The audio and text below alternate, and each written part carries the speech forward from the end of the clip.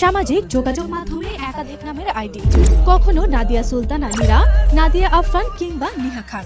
এসব আইডি দিয়ে বিভিন্ন সময় বিভিন্ন জনকে টার্গেট করে প্রেম, অনৈতিক সম্পর্ক অথবা বিয়ে, তারপর ব্ল্যাকমেল করে টাকা আত্মসাৎ। এভাবেই একে একে ফাঁদে ফেলেন 17 জন পুরুষকে।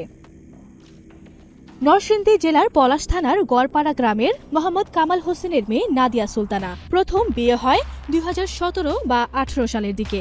কালীগঞ্জের মোহাম্মদ সিরাজ মিয়ার ছেলে মোহাম্মদ ফরিদ মিয়ার সাথে তার প্রথম বিয়ে হয়। 4 বছরের সংসারের দুটি অবুঝ মেয়ে ফেলেই সনাতন ধর্মের একজনের সাথে অবৈধ সম্পর্ক করে সংসার ভেঙে চলে যায়। এরপর শুরু হয় তার বিয়ের বাণিজ্য। মেয়ের পুরো নাম কি নাদিয়া না? তো মেয়ের বাবা কি এই বিষয়ে মেয়ের কখনো বাধা দেয় নাই এই অপরাধ করার জন্য, খারাপ কাজ? মেয়ের বাবাই মেয়েকে বিয়ে দিছে 8 লাখ টাকা কাবিনে ওই বাড়ির মেয়ে নিয়ে। মেয়ের বাবাই ব্ল্যাকমেল করছে না? আমার নাম ফরিদ, আমার বাসা হচ্ছে কালীগঞ্জ। আমার ওই নাদিয়ার সাথে পারিবারিকভাবে এমনি বিয়ে হয়। ওনার সাথে 4-5 বছর ঘর সংসার হয়, হওয়ার পরে 2টা বাচ্চা হয়। বাচ্চা রাইখা হ্যাঁ চলে যায়। এমনি বিভিন্ন পুরুষদের সাথে সম্পর্ক করে। এটা হলো নাদিয়ার আর নাদিয়ার বাবার ব্যবসা, আর ব্যবসা যদি না হইতো সন্তান রেখে চলে যেত না। তার জন্য আমরা মানে কঠিন শাস্তি বিচার চাই। একমাত্র ছেলে আজিম আমার পলাশ নাদিয়া ষড়যন্ত্র লোক লাগাইয়া বিয়া করছে। বিয়া করে কিছুদিন পরে আমার ছেলের ডিভোর্স দিয়ে গেছে গা।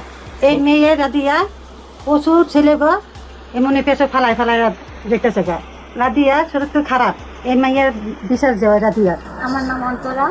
আমার স্বামীরে ব্ল্যাকমেল কইরা পলাশ গড়পাড়ার মেয়ে নাদিয়া সুলতানা বিয়ে করছে, এবং আমার স্বামীরে না শুধু আরও অন্যান্য ছেলেদেরও এভাবে ব্ল্যাকমেল করে টাকার জন্য ব্ল্যাকমেল করে বিয়ে কইরা ছেলেদের কাছ থেকে টাকা হাতায় নেয়। আমারই ডাইকে নিছে, ডাইকে নেওয়ার পরে লোক টোক দইরা নিয়ে জোর জবরদস্তি করে আমারে মেরে ফেলার হুমকি দিয়া ওই মেয়ে আমাকে জোরপূর্বক 1 লাখ টাকা কাবিন দিয়ে আমার বিবাহ করে। এসব বিষয়ে বিভিন্ন সময় মামলা করেছেন ভুক্তভোগীরা।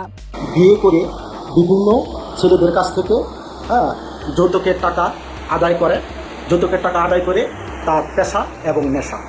এই মেয়ে বিভিন্ন কাবিন এবং বিভিন্ন প্রমাণাদি আমি বিদ্যালয়তে দাখিল করি। প্রতারণার শিকার ভুক্তভোগীরা এই নারীর কঠোর শাস্তির দাবি জানান। আর